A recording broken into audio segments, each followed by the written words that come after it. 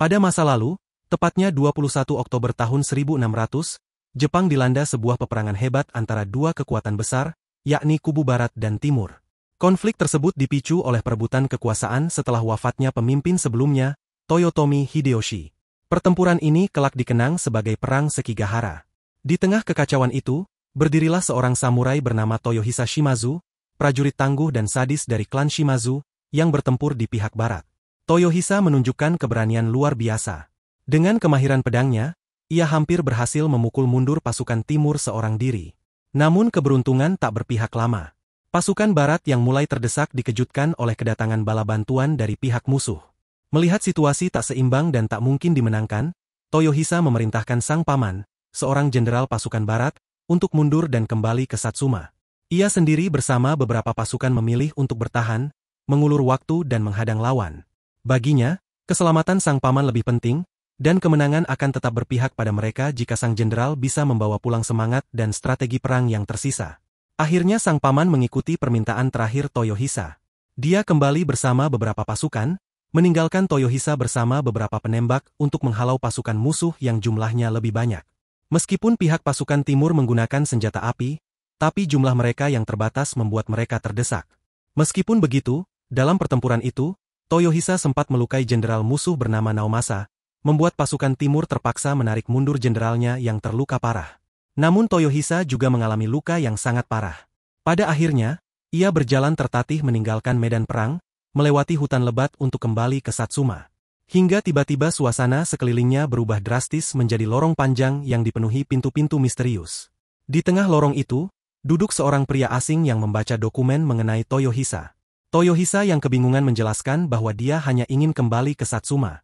Namun tubuhnya tersedot masuk ke dalam salah satu pintu tanpa sempat memahami apa yang sebenarnya terjadi. Ia terlempar ke dunia lain dan jatuh pingsan akibat luka-lukanya. Beruntung, tubuhnya ditemukan oleh dua anak elf yang tinggal di sekitar hutan. Mereka menduga bahwa Toyohisa adalah seorang drifter, sebutan bagi manusia dari dunia lain yang dikirim secara misterius ke dunia ini. Keduanya membawa tubuh Toyohisa dengan susah payah ke sebuah kastil tua yang telah lama terbengkalai. Di kastil itu, seorang gadis penjaga hampir menyerang mereka. Tapi dia bocah elf itu segera menjelaskan bahwa mereka hanya mengantar pria itu. Gadis itu segera menyadari bahwa pria itu adalah drifters, sama seperti dirinya. Dia bahkan menyadari Toyohisa berasal dari Jepang saat melihat pakaian dan pedangnya. Ia memerintahkan kedua elf itu untuk segera pergi dan tidak ikut campur lebih jauh. Beberapa waktu kemudian, Toyohisa terbangun dari pingsannya. Ia sempat bermimpi tentang ayahnya. Saat membuka mata, ia melihat seorang pria parubaya yang duduk tenang di depannya. Pria itu memperkenalkan dirinya sebagai Oda Nobunaga, pemimpin klan Oda, sosok legendaris yang dikenal dalam sejarah Jepang. Toyohisa tak percaya. Ia yakin bahwa Nobunaga telah lama mati, terbakar dalam insiden penyerangan di kuil Honji. Dia hampir menyerang pria tua itu, saat tiba-tiba Yoichi muncul dan langsung menyuruh mereka membantunya mencabut bulu bebek. Sambil menunggu bebek matang, Toyohisa membahas tentang legenda kematian Nobunaga lagi. Pria itu kesal karena dirinya dianggap mati 18 tahun yang lalu padahal dia merasa baru setengah tahun semenjak terperangkap dalam dunia itu. Yoichi tidak bisa menahan tawa melihat perdebatan mereka. Toyohisa heran melihat sikap pemuda itu. Dia bertanya siapakah pemuda itu? Yoichi memperkenalkan dirinya sebagai pemanah legendaris dari zaman Perang Genpei, lebih dari 400 tahun lalu, Nasu Suketaka Yoichi. Toyohisa semakin terkejut dengan kenyataan itu, namun Yoichi tampak acuh dan mengatakan bahwa semua itu adalah kenyataan, suka atau tidak. Nobunaga bertanya dari mana asal Toyohisa, dan Toyohisa menjelaskan bahwa ia berasal dari klan Shimazu, sebuah klan dari provinsi kecil di wilayah Kyushu. Nobunaga dan Yoichi tampak asing dengan nama itu, meski sempat teringat samar-samar. Toyohisa pun bertanya apakah benar Nobunaga masih hidup, mengingat sejarah mencatat bahwa ia tewas dalam insiden Honji. Nobunaga lalu menjelaskan bahwa ia memang sempat melarikan diri saat kuil itu diserang. Lalu tiba-tiba dia masuk ke sebuah lorong misterius, persis seperti yang dialami oleh Toyohisa, dan berakhir di dunia asing ini. Yoichi pun mengaku mengalami hal yang sama. Mereka mulai menyusun potongan-potongan ingatan, mencoba memahami apa yang sebenarnya terjadi. Toyohisa menceritakan bahwa Nobutada, putra Nobunaga, telah gugur saat mempertahankan istana. Nobunaga tampak murung mendengar kabar tersebut dan menyayangkan keputusan putranya yang memilih mati bertarung daripada melarikan diri demi bertahan hidup. Tidak jauh dari kastil terbengkalai itu, seorang mata-mata sedang mengawasi mereka. Sayangnya dia tidak bisa mendengar pembicaraan mereka lebih jelas dari jarak sejauh ini. Mata-mata itu dikirim oleh seorang pria yang memimpin organisasi Oak System. Mereka berniat menyingkirkan 3 drifters itu sebelum mereka mengacaukan keseimbangan dunia itu. Sementara itu, di tempat lain, salah satu anggota Oak System mendapatkan tugas untuk mengawasi 2 orang drifters tua yang sibuk bertengkar di area gurun. Mereka adalah Hannibal Barca, jenderal legendaris dari Kartago yang membenci bangsa Romawi, dan lawannya, Scipio Africanus, pahlawan Roma. Keduanya kembali bertikai karena Scipio dianggap meniru strategi perang Hannibal di masa lalu. Kembali ke desa para elf, 2 anak elf yang membawa Toyohisa dimarahi oleh kakak mereka karena telah berurusan dengan manusia asing. Ia memperingatkan bahwa jika bangsawan manusia mengetahui hal itu, nyawa mereka bisa terancam. Dalam situasi itu, terdengar suara derap pasukan mendekat.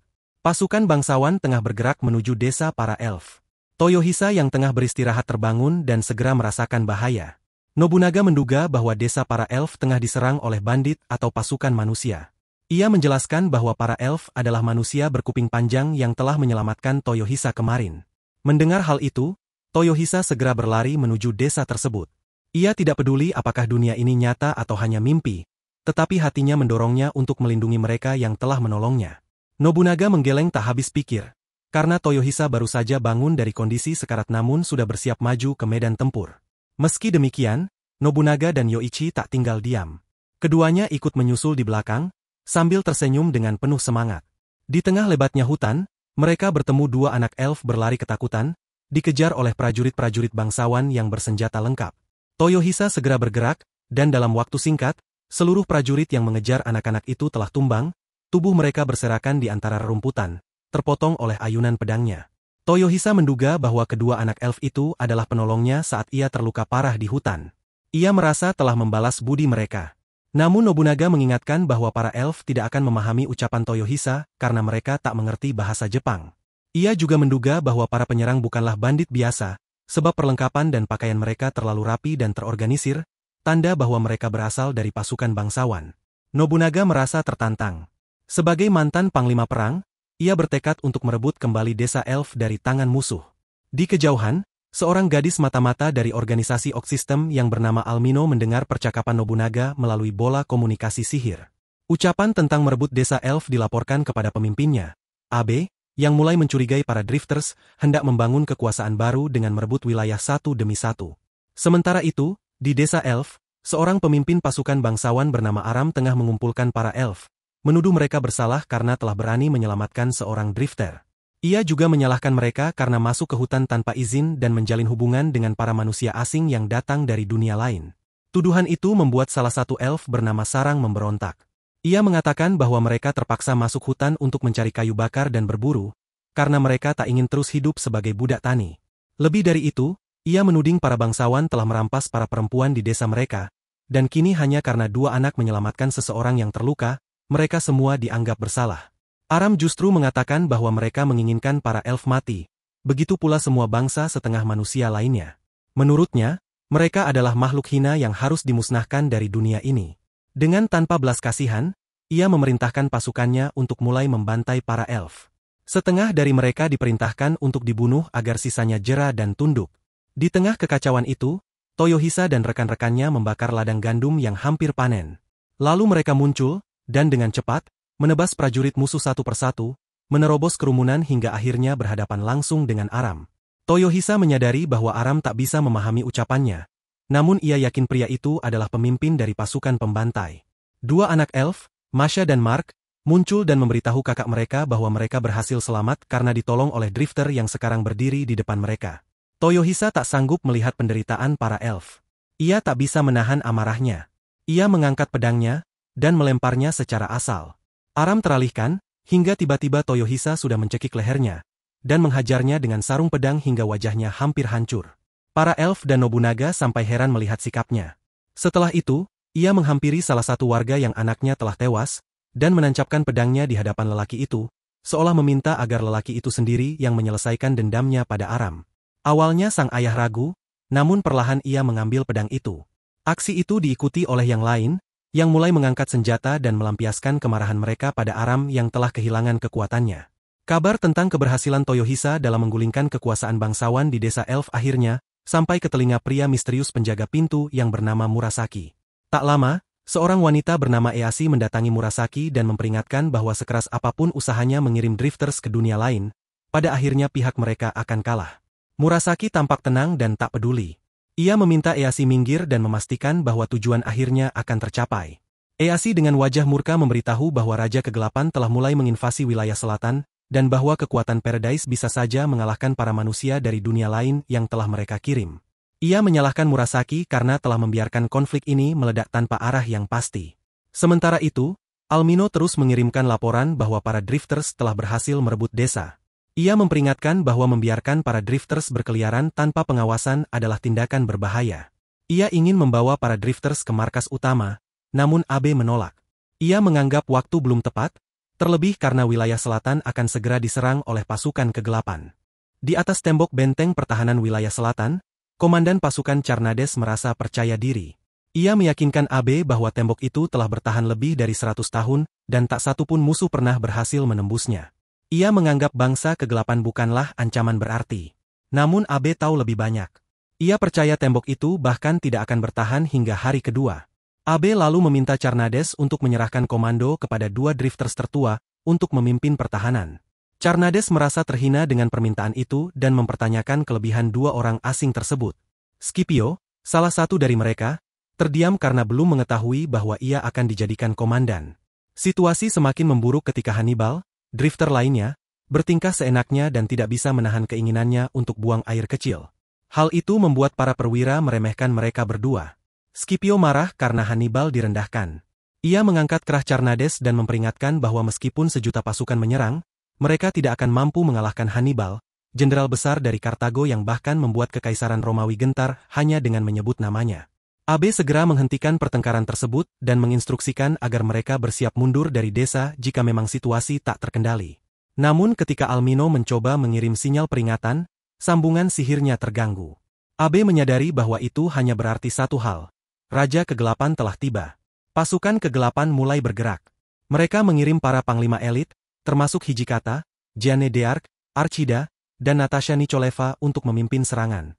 Pasukan 48 menyerang dari bawah dan udara. Pasukan manusia di tempat itu semakin terdesak.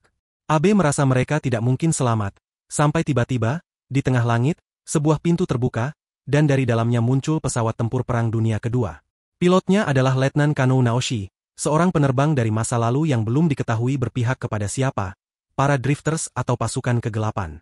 Naoshi membuka matanya dalam kebingungan. Ia tidak tahu di mana dirinya berada, dan mengapa di sekelilingnya terlihat orang-orang yang terbang di atas punggung naga. Ia menatap kehancuran kota yang terbentang di depannya, dan ingatannya pun terlempar pada tragedi pengeboman Jepang. Gambar-gambar warga sipil tak berdosa yang hancur berkeping-keping kembali menghantui pikirannya. Trauma itu menyala kembali, membakar dadanya dengan amarah yang tak tertahankan. Dia menyerang pasukan kegelapan dari udara. Di tengah pertempuran yang semakin kacau, Abe membawa Hannibal dan Scipio untuk melarikan diri. Ia menyadari bahwa tembok timur telah jatuh. Sebelum mereka pergi, Abe sempat meminta maaf karena telah memaksa keduanya memimpin pertempuran, padahal mereka baru saja tiba di dunia itu. Namun, ia memohon dengan sungguh-sungguh agar mereka tidak menyerah. Dunia sedang diambang kehancuran, dan hanya mereka yang bisa membantu. Scipio mengaku tidak tahu pasti apakah masih ada harapan. Tapi Hannibal, dengan keyakinan khas seorang jenderal legendaris, mengatakan bahwa kemungkinan menang mungkin kecil, namun bukan nol. Kata-katanya menjadi bara harapan bagi Abe. Ia semakin yakin bahwa dengan bergabungnya para drifter samurai, mereka masih memiliki peluang untuk mengalahkan Raja Kegelapan. Mereka pun meloloskan diri dari kepungan pasukan musuh, walau tahu bahwa Raja Kegelapan kini telah menyadari keberadaan mereka dan bersumpah akan terus memburu hingga semuanya musnah. Bagi sang raja, membinasakan para drifters adalah bagian dari kehendak kesengsaraan agung. Di ruangan Murasaki, Eashi tertawa senang melihat pasukan kegelapan menghancurkan gerbang timur. Dia semakin yakin akan kemenangannya atas drifters dan Murasaki, tapi ternyata pemilik ruangan itu sudah pergi meninggalkan Eashi tanpa pamit. Sementara itu, di kastil tua yang terletak di tengah hutan, Almino, seorang penyihir muda dari organisasi Octobrists, sudah tertangkap para drifters samurai. Ia mencoba menjelaskan bahwa tujuan organisasinya adalah mengumpulkan semua drifters dan mengalahkan Raja Kegelapan, dan pasukannya yang disebut para Ents. Penjelasan itu belum cukup bagi Nobunaga. Ia masih belum percaya penuh Bahkan ketika Almino menyebut bahwa para Ents adalah manusia dari dunia lain yang datang dengan hati penuh kebencian. Menurutnya, para Ents hidup untuk menghancurkan dunia ini, dan sekarang mereka telah berkumpul di utara, menjalin aliansi dengan monster-monster demi menaklukkan seluruh negeri. Almino sendiri tidak tahu apa yang membuat para Ents menjadi begitu kejam, tetapi dia yakin bahwa mereka telah membawa kebencian yang amat dalam dari kehidupan sebelumnya. Nobunaga bertanya bagaimana para Octobrists melawan kekuatan sekuat itu. Almino menjelaskan bahwa Octobrists mencoba meminta bantuan dari militer para bangsawan yang masih berkuasa. Rencananya, pasukan-pasukan itu akan dikomandau oleh para Drifters. Namun Nobunaga hanya tertawa sinis. Ia paham betul bagaimana para bangsawan bekerja. Dalam sistem feodal, para raja dan bangsawan tidak akan pernah menyerahkan kendali militer kepada orang luar, apalagi kepada Drifters asing seperti mereka. Bahkan jika pasukan musuh sudah mengetuk gerbang terakhir, para raja itu akan lebih memilih bertahan dan mati terhormat daripada menyerahkan kekuasaan. Almino mulai panik. Ia bertanya apa yang harus dilakukan jika satu-satunya harapan terletak pada para Drifters. Nobunaga, dengan tenang, menyatakan bahwa satu-satunya jalan adalah menggulingkan sistem itu sendiri. Para Drifters harus merebut kekuasaan dari para bangsawan. Toyohisa akan memimpin serangan, dan mereka akan menciptakan dunia baru yang adil dan bebas dari tirani. Toyohisa sempat protes, tak yakin mengapa dirinya yang ditunjuk sebagai pemimpin. Namun Yoichi mengingatkan bahwa saat pertempuran di desa Elf, Toyohisa tanpa sadar telah duduk di tengah, mengambil peran sebagai pemimpin, sebagaimana posisi komandan dalam pasukan. Bagi mereka, itu sudah cukup sebagai penanda. Rencana itu menimbulkan perdebatan. Almino sendiri bingung, namun tak bisa menolak bahwa ide mereka cukup menarik. Di utara, di benteng pertahanan pasukan Raja Kegelapan, salah satu bawahannya yang bernama Rasputin melapor bahwa tembok utara telah dihancurkan. Korban dari pihak mereka mencapai ratusan goblin dan puluhan naga. Raja Kegelapan segera turun tangan. Ia menyatakan bahwa goblin dan naga adalah saudaranya, dan ia akan membalas penderitaan mereka. Ia mampu mengobati luka dari setiap monster dan makhluk setengah manusia di pihaknya. Lalu dengan lantang mengatakan akan menghancurkan semua manusia demi kelangsungan hidup makhluk setelah manusia. Dia segera memerintahkan Rasputin untuk mengejar para Drifters yang melarikan diri. Ia tak akan membiarkan mereka bersatu dan menjadi ancaman. Sementara itu, pesawat Naoshi mengalami kerusakan parah dan mendarat darurat di wilayah misterius. Tempat itu dihuni oleh makhluk-makhluk aneh. Tapi Naoshi tak menunjukkan ketakutan. Ia justru menantang mereka bertarung. Di sisi lain, desa para elf dalam keadaan kacau. Para penduduk ketakutan setelah terlibat dalam pembunuhan seorang ksatria bangsawan. Ladang gandum mereka terbakar, dan pasokan makanan tak lagi cukup. Mereka tak punya apapun untuk membayar pajak, dan jika mereka mengambil jatah makan sendiri, mereka bisa mati kelaparan. Salah satu elf mengusulkan pemberontakan. Menurutnya, lebih baik mati berjuang daripada mati pelan karena kelaparan.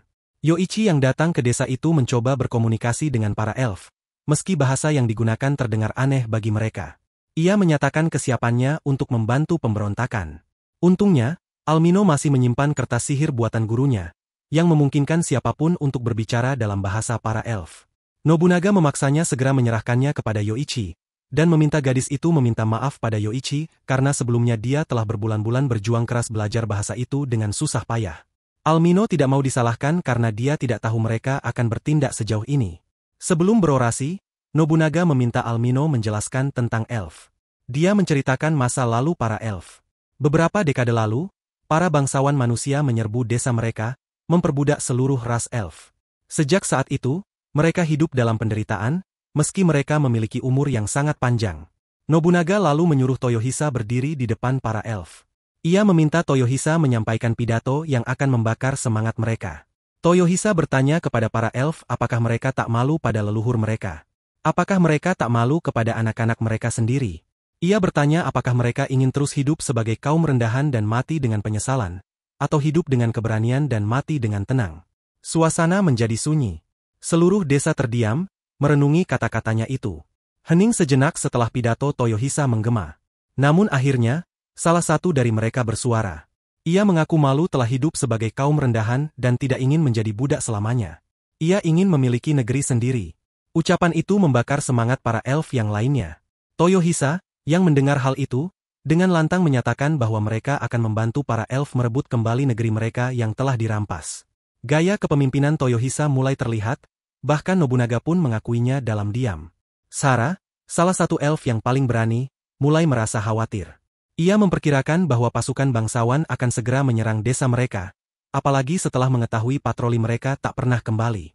Nobunaga memperkirakan, dalam 2 hingga 3 hari ke depan, desa ini akan benar-benar menjadi target pasukan manusia yang kejam itu. Sara memohon agar para drifters membantu mereka. Kaumnya sudah puluhan tahun tak menyentuh senjata, dan terakhir mereka berperang adalah 40 tahun lalu. Saat itu, ia masih anak-anak, dan ayah serta saudara-saudaranya gugur dalam pertempuran. Mendengar hal itu, Nobunaga merasa heran. Dia bertanya berapa usia pemuda bernama Sara itu? Sara menjawab bahwa sekarang 106 tahun, sedangkan 2 adiknya berusia 36 dan 39 tahun. Toyohisa terkejut mendengar usia kaum elf yang begitu panjang, tapi fisik mereka masih nampak sangat muda. Almino menjelaskan bahwa tanah ini dulunya adalah kerajaan elf yang damai, hingga datanglah manusia dari timur. Kerajaan Orte menghancurkan segalanya. Mereka menaklukkan bangsa-bangsa lain seperti dwarf dan hobbit, menindas dan memperbudak mereka. Kemudian, kerajaan itu menyatakan diri sebagai kekaisaran dan mulai menyebarkan doktrin bahwa manusia lebih unggul dari ras lain. Nobunaga tidak terkejut mendengar hal itu. Kekaisaran serakah semacam itu bukan hal baru baginya. Ia lalu bertanya kepada Toyohisa, apa langkah selanjutnya sebagai komandan. Ia menantang Toyohisa untuk menunjukkan taktik perang khas klan Shimazu. Toyohisa memiliki satu rencana. Ia akan membiarkan pasukan musuh masuk ke wilayah desa. Di tempat lain, pasukan bangsawan berjumlah 200 orang dikerahkan untuk membasmi para penduduk elf. Mereka telah mengetahui bahwa Arman dan pasukan patroli mereka dibunuh, dan menduga bahwa para drifters adalah dalangnya. Saat pasukan bangsawan tiba di desa itu, mereka mendapati desa yang sunyi. Mereka memeriksa seluruh rumah dan seluruh tempat tapi mereka tidak menemukan satu orang pun. Tanpa mereka sadari, para elf dan drifters tengah mengintai dari balik bukit dan pepohonan. Dengan mata penuh kebencian, Toyohisa bersumpah akan membunuh mereka semua malam ini. Keesokan harinya, saat matahari sudah terbit, mereka sudah menyingkirkan semua tentara secara gerilya. Mereka berhasil memperoleh 20 set baju zirah, 20 pedang, dan 2 ekor kuda. Mereka juga diajari oleh Yoichi untuk membuat busur dan anak panah. Dalam waktu singkat, mereka berhasil membuat busur yang bagus. Nobunaga bahkan juga sudah menyuruh mereka membuat tombak sepanjang 6 meter untuk membekali para elf itu. Semua jenazah musuh telah dipenggal oleh Toyohisa sebagai bentuk penghormatan. Sementara itu, Nobunaga membuang tubuh mereka ke lubang besar. Ia mencampurkan tanah dengan rumput, kotoran hewan, dan air kencing. Ia menyebutkan bahwa dalam 2 tahun, timbunan itu akan menghasilkan kalium nitrat, bahan dasar pembuatan bubuk mesiu. Ia pernah mempelajari teknik itu dari pengalaman perangnya dulu. Nobunaga bahkan memerintahkan agar bukit itu dikosongkan dari aktivitas warga, karena bisa menularkan penyakit. Almino merasa jijik dengan perlakuan Nobunaga terhadap jasad manusia. Namun bagi Nobunaga, semua itu hanyalah bagian dari efisiensi perang. Menurutnya, jasad pada akhirnya akan membusuk juga dan dimakan ulat. Ia hanya mempercepat proses itu agar tidak sia-sia. Toyohisa, di sisi lain, mengubur kepala mereka dengan layak karena menurutnya itu bentuk penghormatan bagi sesama manusia. Ia tak menentang perlakuan Nobunaga terhadap tubuh mereka, sebab pada akhirnya tubuh itu hanyalah wadah yang penuh dengan kotoran. Jika Almino menganggap tai dan air kencing menjijikkan, maka isi perut manusia pun tak ada bedanya. Almino mulai memahami bahwa perbedaan mereka bukan sekadar budaya atau teknologi, melainkan cara pandang terhadap hidup dan mati. Nobunaga lalu meminta Almino untuk mencari benda berwarna kuning yang berbau menyengat, seperti bau kentut, yang biasa ditemukan di sekitar gunung berapi. Ia menyebutnya sulfur, bahan utama untuk membuat mesiu. Sementara itu, para elf mulai menunjukkan keahlian mereka dalam memanah. Mereka belajar dengan cepat. Sara menjelaskan bahwa kemampuan itu memang telah diwariskan secara alami. Sayangnya, mereka telah lama dilarang menyentuh busur oleh para bangsawan. Kini, Yoichi memutuskan untuk melatih mereka langsung, memperlihatkan keahliannya yang legendaris. Sehingga para elf kagum sekaligus takut. Saat matahari mulai tenggelam, Toyohisa memerintahkan agar semua bersiap. Malam ini, mereka akan menyerang pasukan bangsawan dan merebut kembali desa mereka. Setelah itu, mereka akan lanjut menuju kastil bangsawan dan memenggal kepala para penguasa tirani. Namun Toyohisa heran. Di desa elf itu, tak terlihat satupun perempuan. Seorang elf menjelaskan bahwa kaum mereka hanya diizinkan berkembang biak setahun sekali, dan semua perempuan muda telah dirampas oleh para bangsawan. Mendengar hal itu, Nobunaga menyimpulkan bahwa para bangsawan memang ingin memusnahkan ras elf secara perlahan. Toyohisa tidak bisa tinggal diam. Ia menguatkan tekad untuk menyerang kastil bangsawan itu, dan membebaskan para perempuan dan anak-anak elf. Ia menyerukan kepada semua untuk melawan, dan tidak lagi takut pada orang-orang itu. Ia meminta mereka semua bangkit, dan jika harus mati, setidaknya mereka mati sebagai orang yang berani. Ia ingin mereka bisa bertemu dengan nenek moyang mereka tanpa rasa malu. Ia ingin mereka bisa berkata, "Kami mati dalam pertempuran untuk melindungi keluarga, istri, anak-anak, negeri, dan harga diri." Orasi itu membuat Nobunaga kembali kagum. Dia merasa Toyohisa memiliki satu kemampuan terpenting yang harus dimiliki seorang panglima, kemampuan untuk menyalakan api keberanian dalam hati para prajuritnya. Malam pun tiba. Di bawah cahaya rembulan, Toyohisa memimpin beberapa elf menyerbu pasukan musuh. Dengan gagah berani dia memotong leher, dan membunuh beberapa orang. Lalu mereka menuju ke satu arah, di sudut desa. Sesuai rencana Nobunaga, dia dan beberapa elf akan menutup jalan keluar dengan tembok darurat yang mereka buat secepat mungkin. Lalu membakar sisi lain desa sehingga pasukan musuh tidak punya jalan keluar selain menghadapi mereka secara langsung. Di momen inilah, para elf akan memanah mereka dari balik benteng dengan ujung anak panah mereka dilumuri kotoran, dengan tujuan memperparah luka musuh melalui infeksi. Nobunaga memperhatikan dari kejauhan. Ia menyimpulkan bahwa pasukan yang dikirim ke Kaisaran Orte adalah pasukan kelas 3, tidak terlatih dengan baik, semangat juang mereka pun rendah. Bahkan tanpa perlu membantai seluruhnya, cukup 10 atau 20% dari mereka dilumpuhkan, sisanya pasti akan menyerah dalam kepanikan dan putus asa. Siapa sangka, pasukan yang selama ini memandang elf sebagai budak kini ditundukkan oleh mereka yang telah lama direndahkan. Serangan pun berlangsung cepat dan brutal. Pasukan elf, bersama para drifters, berhasil memukul mundur musuh. Toyohisa memperingatkan agar mereka tidak terlalu bersuka cita. Kemenangan ini barulah permulaan. Tugas berikutnya adalah merebut kastil bangsawan. Ia mengingatkan, seperti kata leluhur dan keluarganya, jika menyerang musuh, maka seranglah hingga ke akar-akarnya. Sementara itu, sisa-sisa pasukan bangsawan yang melarikan diri ke hutan terpaksa berhadapan langsung dengan Yoichi dan timnya.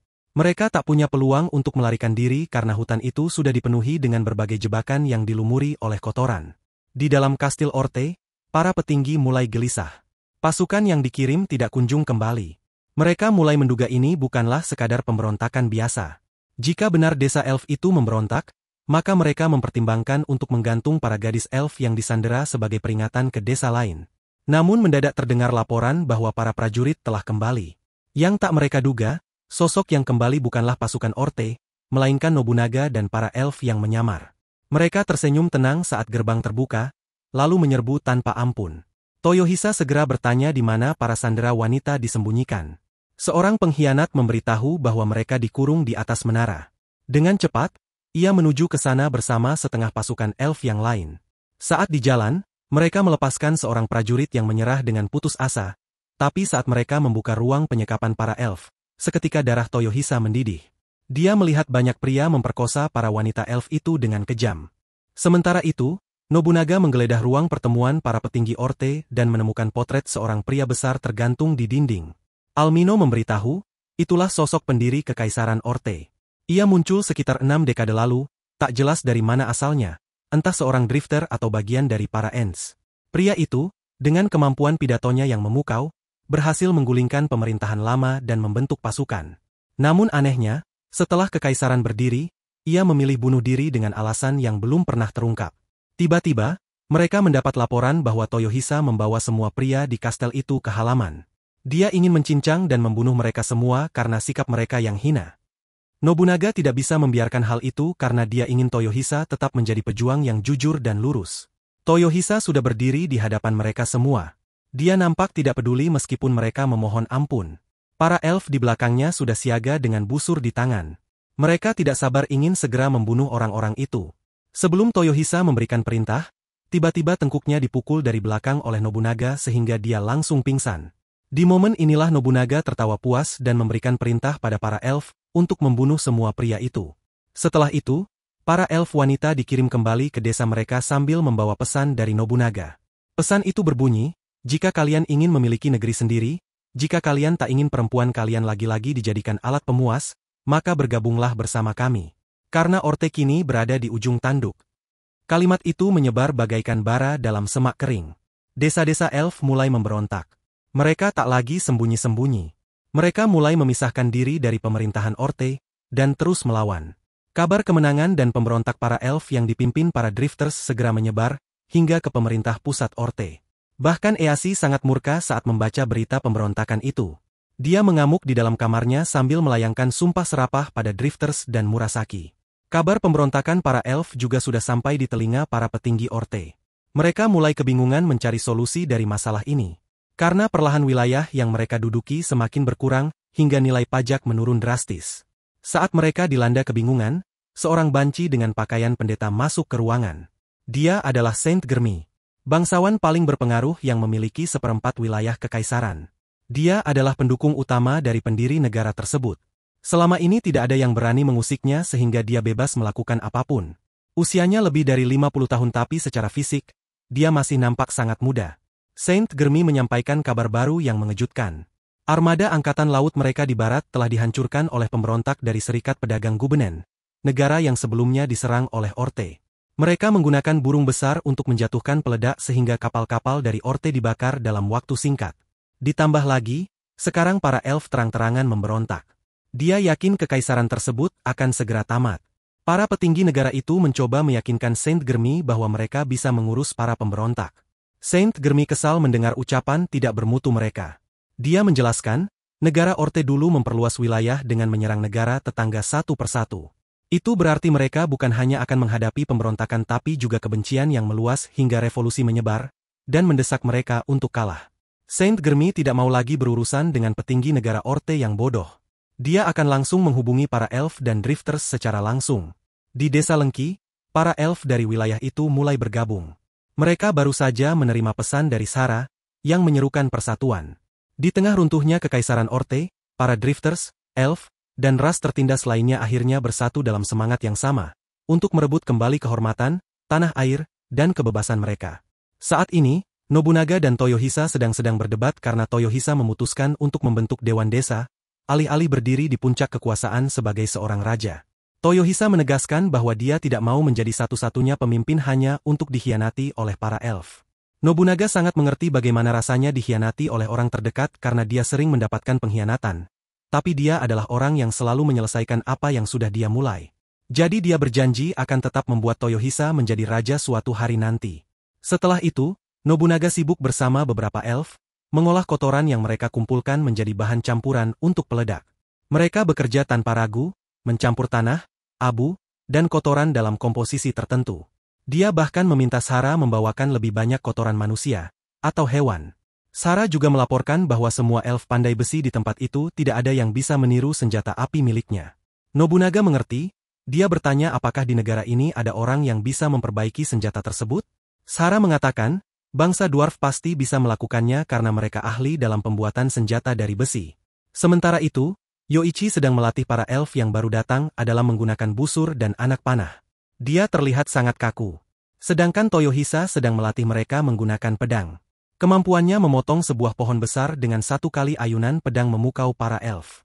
Tapi mereka nampak kesulitan meniru teknik tersebut. Meskipun begitu, Yoichi dan Toyohisa tidak menyerah. Mereka sadar bahwa waktu tidak berpihak. Perang sudah diambang pintu, dan hanya dengan persiapan matang mereka bisa bertahan. Malam hari menjelang.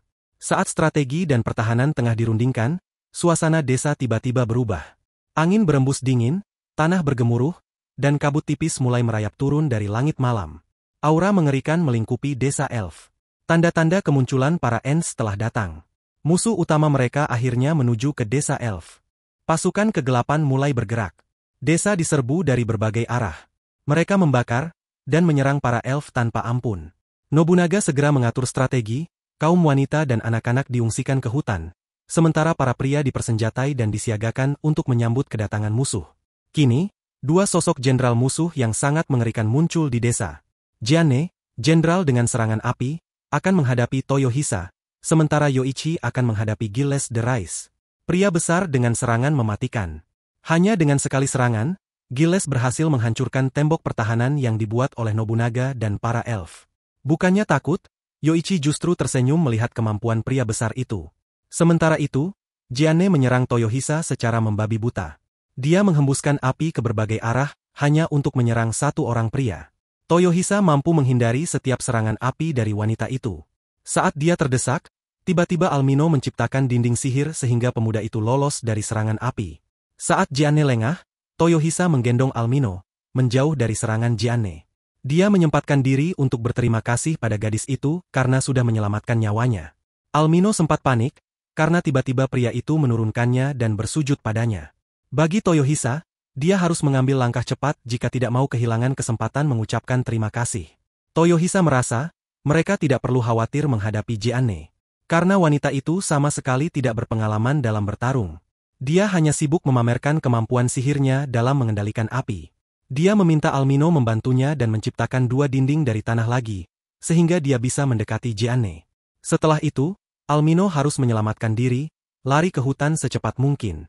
Saat ini, Gilles sedang bertarung dengan Yoichi di hutan. Meskipun hanya berbekal busur dan panah, Yoichi mampu menandingi monster itu dengan kecepatan dan kecermatannya. Yoichi beberapa kali berhasil menancapkan anak panah di tubuh pria besar itu, tapi dia juga berhasil lolos dari serangan Gilles. Yoichi bahkan sempat tersenyum karena pertarungan ini terasa sangat menyenangkan untuknya.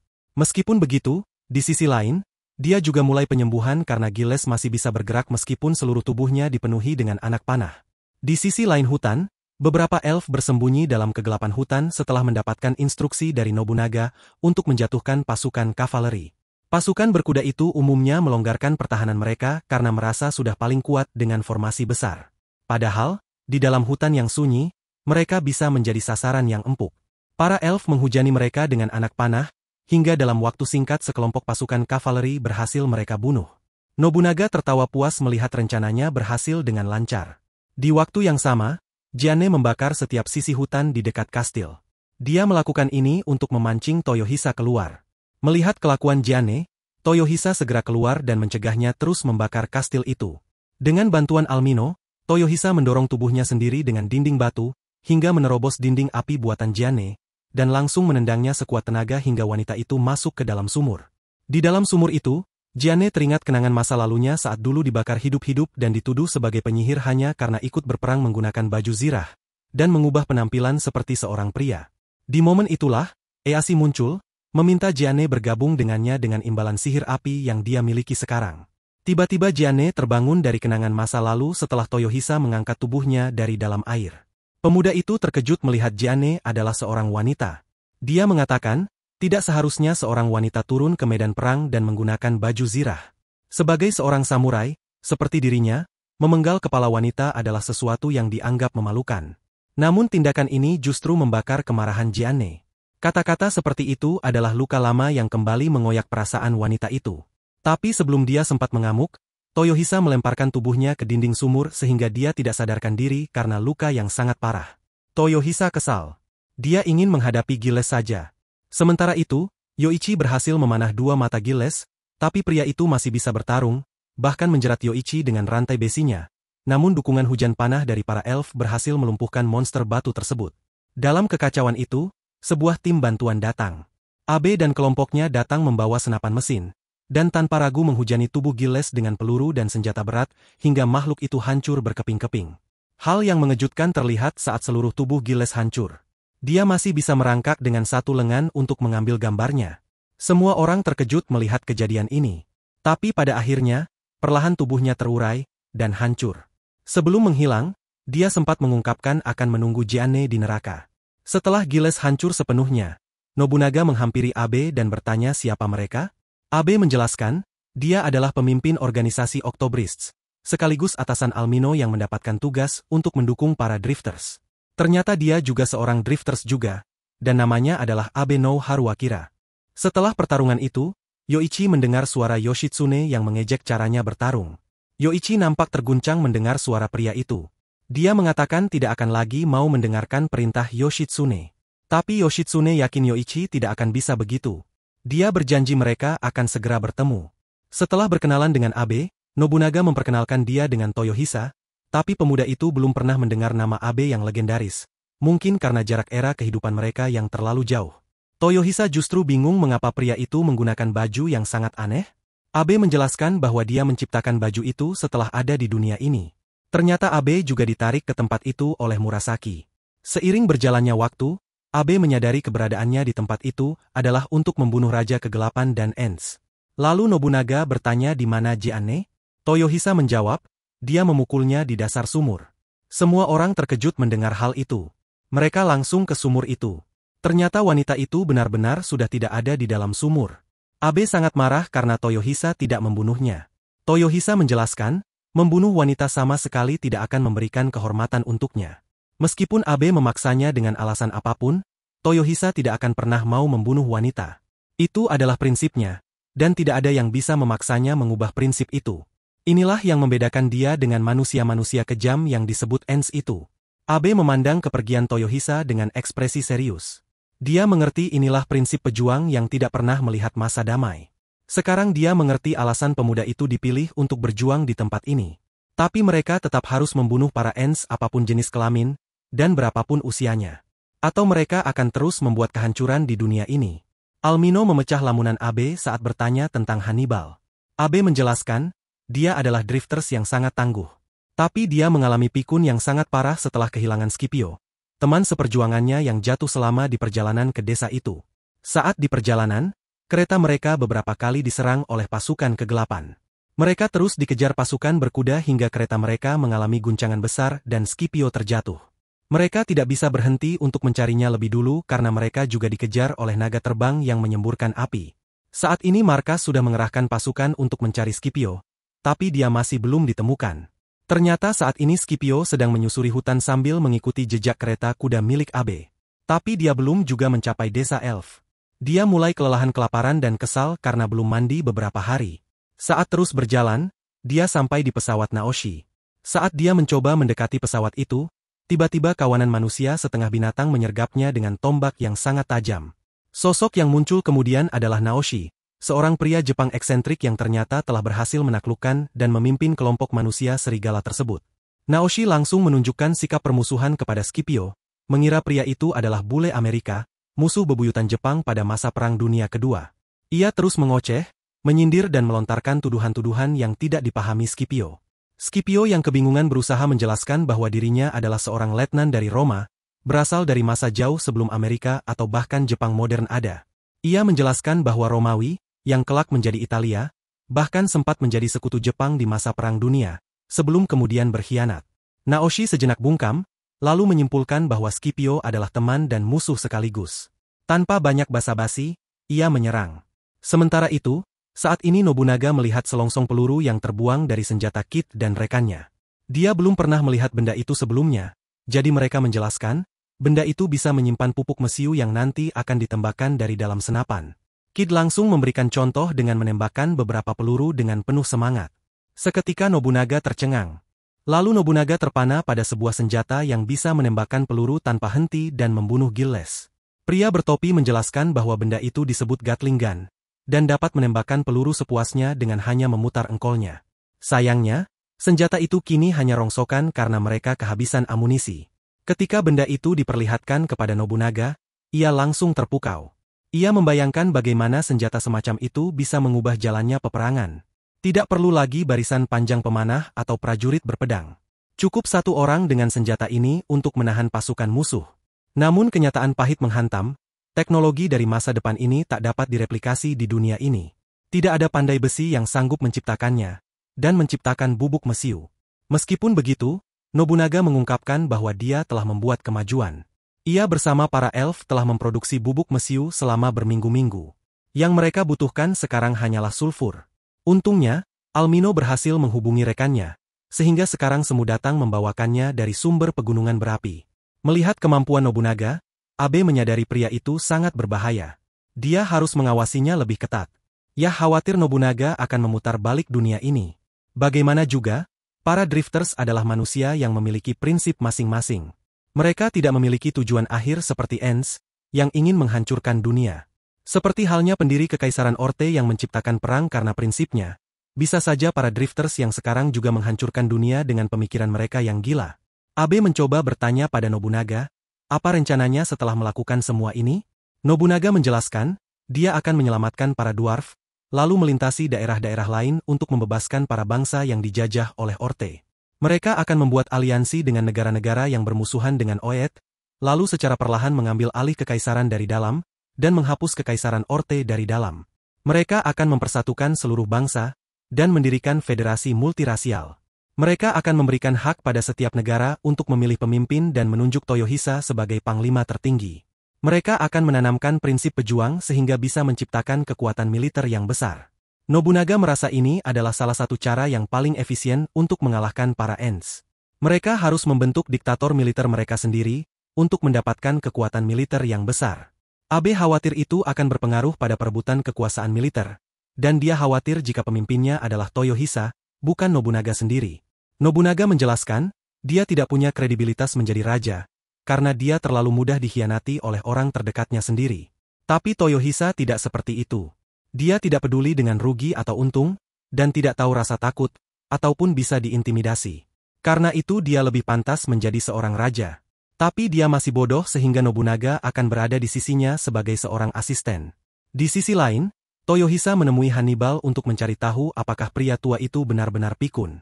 Dia mencoba menyerang pria itu dengan pedangnya. Tepat sebelum pedangnya menebas leher Hannibal, pria tua itu mengarahkan batu yang sangat tajam tepat ke mata Toyohisa. Meskipun menyadari aura permusuhan dari orang lain, Hannibal masih menduganya sebagai orang Romawi. Dia masih mengatakan sumpah serapah dan berjanji akan membunuh semua orang Romawi. Toyohisa tertawa melihat kemampuan pria tua itu. Almino datang saat mendengar suara teriakan, dia mengira ada musuh lagi. Toyohisa hanya mengatakan, dia sedang memeriksa kondisi Hannibal. Sekarang, dia yakin pria tua itu benar-benar pikun, tapi dia memiliki kemampuan dan penglihatan yang sangat bagus seperti pamannya. Jadi dia meminta Almino merawatnya dengan baik. Malam itu, di hadapan semua elf, Toyohisa tiba-tiba mengatakan bahwa dia akan segera bergerak untuk menyelamatkan bangsa dwarf. Seketika para elf tersinggung. Mereka menolak menolong bangsa yang sejak dulu bermusuhan dengan bangsa mereka. Salah satu elf mengatakan bahwa kebencian antara elf dan dwarf sudah seperti air dan minyak, tidak akan pernah bisa bersatu. Namun kini, Toyohisa telah membuktikan dirinya. Ia melindungi desa-desa mereka, menyatukan mereka, dan menunjukkan bahwa dendam masa lalu hanya akan melemahkan mereka. Dia tidak peduli apakah mereka akan membantunya atau tidak. Dia akan tetap pergi. Toyohisa berjalan keluar meninggalkan para elf dan Nobunaga yang baru sampai. Elf dari desa lain bertanya apa tindakan Sara selanjutnya? Sambil tersenyum Sara mengatakan, dia akan mengikuti Toyohisa, dan meninggalkan kebencian leluhur mereka dan bersatu dengan para dwarf demi masa depan lebih baik untuk dunia ini. Saat berjalan melewati Abe dan kelompoknya, dia bertanya apa rencana Toyohisa selanjutnya? Karena di matanya, dia terlihat seperti anak panah yang siap melewati apapun. Dengan senyum penuh semangat Toyohisa menjawab bahwa dia hanya ingin memotong kepala orang-orang kejam itu. Seketika Abe dan kelompoknya tertawa mendengar betapa uniknya prinsip Toyohisa. Dengan cepat, Nobunaga dan para drifters lain, bersama para elf, menghampiri Toyohisa. Mereka siap memulai perjalanan panjang ke desa para dwarf. Abe dan kelompoknya juga akan kembali ke markas, mencari Scipio, dan melakukan penyelidikan pada para pasukan kegelapan. Sebelum pergi, Kit sempat meninggalkan senjata-senjata apinya pada Nobunaga. Dia berharap pria tua itu segera menghubunginya jika dia berhasil menyempurnakan senjata-senjata itu. Sedangkan di tempat berbeda, Saint Germi sedang bergerak menuju wilayah Godolka. Gudang senjata terbesar mereka, sekaligus tempat para dwarf dipaksa bekerja terus-menerus membuat senjata. Saint Germi mengatakan, jika gudang itu sampai direbut, maka negara ini takkan bisa diselamatkan lagi. Di wilayah gudang Godolka, para penjaga tengah bersiap mengirimkan perlengkapan zirah dan senjata ke front barat. Pasokan sebelumnya telah dihancurkan oleh kelompok pemberontak Gubenen, menyebabkan krisis besar di garis depan. Atasan mereka kini menuntut agar gudang mempercepat produksi. Namun kenyataannya, para pandai besi yang bekerja di sana, bangsa dwarf, telah diperbudak, dipaksa bekerja tanpa henti, tubuh mereka makin lemah, satu demi satu tumbang. Saat itulah serangan dari pasukan drifters dimulai. Ledakan-ledakan dari bom buatan elf mengguncang tanah, menebar bau menyengat yang membuat pasukan Orte panik. Bom-bom itu dibuat dari bahan menjijikkan, sehingga memiliki efek psikologis luar biasa. Pada saat inilah, Toyohisa muncul bersama pasukan elf untuk mendesak mereka. Saat beberapa pasukan mencoba menyerang dari menara, Yoichi dan elf pemanah menembakkan anak panah yang dilengkapi peledak, sehingga menara-menara itu diletakkan, dan mereka tidak bisa menyerang dari atas. Nobunaga sangat senang melihat kemajuan ini, tapi sangat disayangkan mereka membakar semua pasokan senjata di tempat itu. Papa takut padahal mereka bisa mengambil beberapa senjata untuk perbekalan. Nobunaga juga memerintahkan para elf untuk mulai berteriak menakuti mereka. Para elf berteriak sebagai bagian dari pasukan, meminta mereka untuk lari karena para elf benar-benar akan membunuh mereka. Di antara kubaran api yang membara, para pasukan yang ketakutan dan kebingungan, satu persatu dibunuh oleh anak panah atau ayunan pedang dari Toyohisa dan para elf. Sejauh ini, Toyohisa dan para elf mendominasi pertarungan, sampai tiba-tiba gerbang utama gudang terbuka, dan para prajurit elit keluar dalam formasi penuh, mendekati barisan elf. Mereka menggunakan baju zirah besar yang sangat lengkap, dan senjata-senjata berat. Toyohisa menyadari kelemahan mereka. Zirah dan senjata berat justru menjadi beban di medan perang sempit seperti ini. Ia segera memerintahkan para elf untuk mundur, lalu memanggil Almino untuk menegakkan tembok sihir di sekeliling para penjaga, tanpa memberi kesempatan menyerang. Lalu memerintahkan melempar bom ke dalam tembok tanah itu, sehingga seluruh pasukan elit langsung terpanggang. Toyohisa mengubah sihir pertahanan itu menjadi serangan yang menakutkan. Nobunaga terkesan melihat strategi Toyohisa.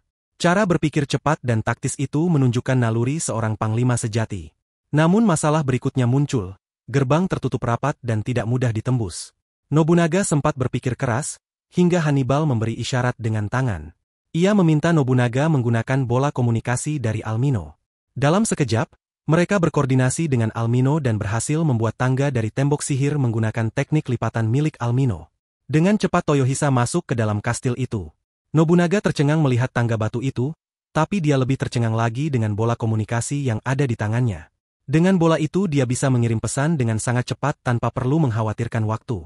Bagi para penyihir mungkin itu hanya bela komunikasi biasa, tapi bagi mereka itu adalah penemuan yang sangat luar biasa. Karena perbedaan sudut pandang mereka tidak tahu dan menganggap bola komunikasi itu hanya alat untuk melaporkan penyelidikan harian yang sangat sepele. Dengan kata lain, para drifters bukan hanya membawa teknologi baru tapi juga membawa cara pikir yang baru. Meskipun begitu mereka dia masih tidak mengerti apa tujuan mereka dikirim ke tempat itu. Murasaki duduk di balik meja kerjanya sambil membaca koran yang melaporkan aksi para drifters menyerang gudang Godolka. Seolah menjawab pertanyaan Nobunaga, pria itu mengatakan alasan keberadaan para drifters adalah mengubah dunia itu dengan sudut pandang mereka yang unik. Setelah masuk ke gerbang pertama, mereka harus melewati gerbang lain lagi. Sara meminta Toyohisa untuk menolong para dwarf lebih dulu. Dia tahu dari ayahnya, bahwa bangsa dwarf adalah pejuang yang sangat kuat, gigih, dan senjata-senjata tajam mereka. Mereka dikenal sebagai ras yang kasar, sembrono, dan sangat kuat. Tapi saat mereka menyebar untuk mencari keberadaan para dwarf, mereka dibuat terkejut melihat semua orang dari suku tersebut memiliki kondisi yang sangat menyedihkan. Para dwarf yang disandera dalam kondisi mengenaskan. Kurus, lelah, dan kelaparan. Tempat itu tak ubahnya kamp kerja paksa. Seorang dwarf yang lemah bertanya apakah para elf datang untuk membebaskan mereka. Sara menjawab, mereka bukan hanya ingin membebaskan para dwarf, tapi mengajak mereka bersatu dalam perjuangan. Dwarf itu menangis, memohon dengan suara lemah, pada elf, musuh bebuyutan mereka, agar membebaskan mereka dari tempat itu. Mereka tidak tahan lagi dengan semua penindasan dan perbudakan selama ini. Mereka tak lagi punya pilihan selain ikut bertempur. Toyohisa tiba, memotong percakapan dan mengingatkan mereka. Sebelum berperang, isi perutlah terlebih dahulu. Para dwarf segera menyantap makanan yang tersedia di gudang, mencatat sisa persediaan dengan tertib. Nobunaga, yang mendengar laporan dari Almino bahwa semua orang sedang berpesta makan, hanya menggerutu. Ia pun lapar dan ingin ikut makan. Kini tinggal satu benteng terakhir yang menjadi tempat bertahan pasukan Orte. Toyohisa maju ke depan dan mengumumkan bahwa para dwarf telah dibebaskan, dan mereka kini makan besar. Jika para penjaga tidak menyerah, maka mereka akan menjadi makanan berikutnya. Tak butuh waktu lama, semua pasukan menyerah dan meletakkan senjata tanpa perlawanan. Toyohisa mendekati komandan benteng dan memintanya melakukan bunuh diri terhormat sebagai bentuk pertanggungjawaban. Namun komandan itu menolak. Ia menolak mati demi sistem kejam Orte dan menolak aturan kehormatan yang dipaksakan. Toyohisa pun langsung memenggal kepalanya sebagai peringatan terakhir. Sisa pasukan langsung melarikan diri melihat pemimpin mereka dibunuh dengan kejam begitu. Yoichi, yang bersiaga di sisi lain, hampir saja mengejar prajurit yang melarikan diri. Namun Toyohisa menghentikan langkahnya. Yoichi mengakui bahwa kebiasaannya sebagai prajurit yang selalu mengikuti perintah di dunia lama masih melekat kuat.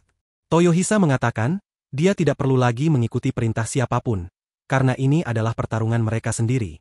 Yoichi terkejut mendengar hal itu. Selama ini dia selalu hidup di bawah perintah sehingga tidak bisa membuat keputusan sendiri. Tapi kini, secara tidak langsung Toyohisa mengatakan bahwa dia sudah sepenuhnya bebas. Jadi dia tidak mengejar para prajurit yang tersisa, dan memilih makan lagi bersama Toyohisa dan yang lain. Sementara itu, di sisi timur, Dua anggota Octobrists mengamati tembok yang telah direbut oleh pasukan Raja Kegelapan. Tiba-tiba mereka dikejutkan oleh kemunculan seekor naga perunggu raksasa, salah satu dari 6 naga agung. Di belakangnya, terlihat barisan monster yang sedang bertani. Kemunculan mereka menimbulkan tanya. Apa sebenarnya niat Raja Kegelapan? Daug menyimpulkan bahwa sang raja bukan ingin menghancurkan dunia ini, melainkan menyelamatkan para monster.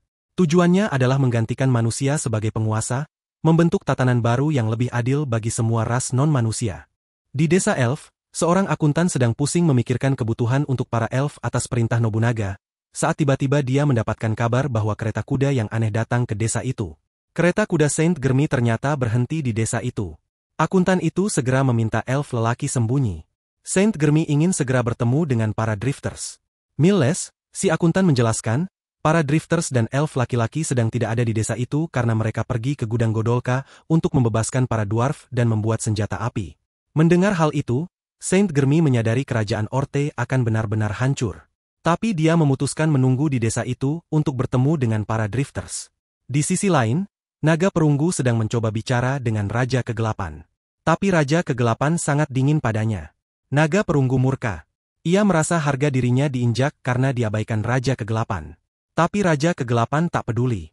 Ia menyiksa sang naga dengan sihir, memaksanya tunduk dan bergabung dalam pasukannya. Disinilah kekuatan sejati sang Raja Kegelapan terungkap. Ia memiliki kemampuan untuk menyalin kehidupan dan mempercepat regenerasi. Tapi jika berlebihan, maka pertumbuhan itu bisa berubah menjadi kanker. Ia bahkan menunjukkan keajaiban, mengambil beberapa benih, menggandakannya dalam sekejap, dan menyembuhkan luka prajurit yang hampir mati. Meski bisa menyembuhkan dengan mudah, ia tetap menyuruh para monster bertani. Alasannya jelas, ia bukan Tuhan, dan ia tidak abadi. Rasputin kemudian menyampaikan bahwa sistem agama baru yang diminta oleh sang raja telah disusun. Ia mencampurkan berbagai kepercayaan dari dunia berbeda, mengambil yang terbaik, lalu menyatukannya dengan simbol mata. Tujuannya adalah menyatukan semua ras monster, dari kobold hingga goblin, di bawah satu keyakinan dan sistem tulisan baru. Dengan demikian, mereka bisa membentuk masyarakat baru. Bukan lagi hidup dalam bayang-bayang manusia, tapi menciptakan peradaban mereka sendiri. Di dalam kastil, Jianne terbangun. Dia ingin langsung pergi menyerang Toyohisa lagi, tapi rekannya melarang. Karena tubuhnya belum pulih sepenuhnya. Dia harus istirahat dulu sehingga bisa menyusun strategi yang lebih matang. Dia tidak boleh menyia-nyiakan kesempatan yang diberikan Raja Kegelapan dengan menyembuhkan lukanya yang sangat parah. Di luar istana, Raja Kegelapan menahan naga perunggu, dan mengikis energi mentah dari kulitnya. Mereka bahkan tidak peduli meskipun naga itu terus memohon dan berteriak kesakitan. Di kastil Godolka, para dwarf, yang kini disebut sebagai prajurit dan pengrajin senjata, tampak lebih segar dan bertenaga setelah pesta makan besar. Ratusan ton persediaan makanan habis dalam satu malam, namun tidak sia-sia. Nobunaga kemudian memperlihatkan kepada mereka sebuah senapan lontak yang berhasil diselamatkan dari sisa pertempuran. Ia menjelaskan prinsip kerjanya. Bubuk mesiu yang menyala di dalam silinder akan mendorong peluru untuk melesat ke depan. Beberapa dwarf bertanya mengapa senjata berisik ini dipilih, padahal busur lebih sederhana dan senyap. Nobunaga sempat kebingungan menjawab, hingga Toyohisa menambahkan. Senapan lontak mudah digunakan dan bisa diajarkan dalam waktu singkat, bahkan kepada petani sekalipun. Itulah kekuatannya, kesederhanaan yang mematikan. Meskipun suaranya lantang, tapi itu adalah seruan perang yang akan membangkitkan semangat. Hanya dalam sehari, replika pertama senapan lontak berhasil dibuat. Nobunaga kagum melihat kecepatan para dwarf bekerja. Menurut mereka, selama ada contoh asli dan bahan tersedia, tak ada alasan untuk menunda. Saat uji coba dimulai, dua agen dari Saint Germi muncul untuk mengamati Toyohisa yang sedang berlatih dengan para dwarf. Saint Germi sendiri akhirnya menemui Nobunaga dan menyatakan kekagumannya. Nobunaga masih meragukan maksud dan loyalitasnya. Germi kemudian mengungkap bahwa dirinya adalah seorang drifter juga. Ia dulu adalah pendukung Kekaisaran Orte, bahkan membantu mendirikan sistem birokrasinya bersama tokoh bernama Adolf Hitler, yang dikenal karena membangun sistem pemerintahan efisien tanpa nepotisme, menyatukan rakyat, dan memperluas kekuasaan selama 50 tahun. Namun kini, Germi tak bisa membiarkan sistem yang pernah ia bangun berubah menjadi tirani. Ia memutuskan untuk membubarkan Kekaisaran Orte dan membentuk pemerintahan baru, yang akan dipimpin oleh Toyohisa. Dia menyarankan mereka meruntuhkan kekaisaran itu dengan sekali serangan besar. Dengan menggunakan kereta milik para petinggi Orte, Toyohisa dan kelompoknya berhasil menyusup ke ibu kota Verlina. Para dwarf dan elf bersembunyi dalam gerbong, mengintip bangunan megah ibu kota yang ternyata tampak suram. Makanan yang dijual di tempat itu terlihat sangat kusam dan buruk. Anehnya, tak terlihat pemuda sama sekali. Kota ini kosong dari semangat hidup. Nobunaga mengamati semua itu dengan dingin dan berkata lebih baik kota ini dibakar daripada dibiarkan terus seperti ini. Toyohisa bertanya mengapa Nobunaga mempercayai pengkhianat seperti Germi. Nobunaga menjawab bahwa dalam perang, akan selalu ada orang yang tidak setia, hanya mementingkan keuntungan pribadi. Daripada memusuhinya, lebih baik memanfaatkannya selagi bisa. Dalam pertemuan rahasia para pejabat Orte, Germi mengumumkan pembubaran kekaisaran. Ia menyampaikan bahwa para drifterlah yang membangun kerajaan ini, dan sudah waktunya untuk mengambil kembali kendali. Ia mencalonkan Toyohisa sebagai pemimpin negara baru. Para pejabat kaget, namun tak berdaya. Mereka semua telah dilucuti dari kekuasaan, dan pasukan mereka telah ditaklukkan. Namun, satu tokoh menolak. Ia menyarankan agar pemerintahan diberikan pada Raja Kegelapan saja, yang disebut mampu menghapus seluruh ras manusia dari dunia ini. Ternyata ia telah dirasuki oleh sosok misterius dari kelompok Rasputin. Dia mengumumkan bahwa serangan balasan telah dimulai. Verlina kini menjadi medan perang, semua tempat terbakar. Pasukan monster mulai masuk dari segala penjuru, namun mereka dibuat kagum oleh teknik berpedang Toyohisa yang sangat cepat. Rasputin menyadari, dialah pemimpin para drifter. Rasputin berusaha menyerangnya dengan ocehan panjang tentang kehancuran dan pembalasan. Namun Toyohisa mengabaikannya dan menyiksa salah satu petinggi Orte, Kroco dari Rasputin. Dia sengaja bersikap seperti ini untuk menghina keberadaan Rasputin. Toyohisa dan Nobunaga menunjukkan bahwa mereka sama sekali tidak takut dengan Rasputin, atau pasukan kegelapan, karena sejak awal mereka datang memang untuk berperang. Mereka bahkan akan merebut negara itu tanpa belas kasih. Rasputin sangat kesal diejek, dan diremehkan oleh mereka seperti itu. Dia segera menghilang dan melaporkan pada Raja Kegelapan tentang keberadaan para drifters di Verlina, dan bahwa pasukan monster gagal menggagalkan kudeta. Raja Kegelapan hanya menjawab dengan tenang, jika semua gagal, hancurkan saja ibu kota. Itu adalah tujuan akhir, bukan kekuasaan, tapi kehancuran total. Kembali ke Verlina, pasukan pimpinan Nobunaga hanya terdiri dari 200 elf dan 200 dwarf. Sementara itu, Germi menjanjikan tambahan 500 pasukan yang sedang menuju Verlina. Nobunaga kecewa. Sebagai pejabat tinggi Kekaisaran Orte, Germi hanya bisa membawa 500 orang?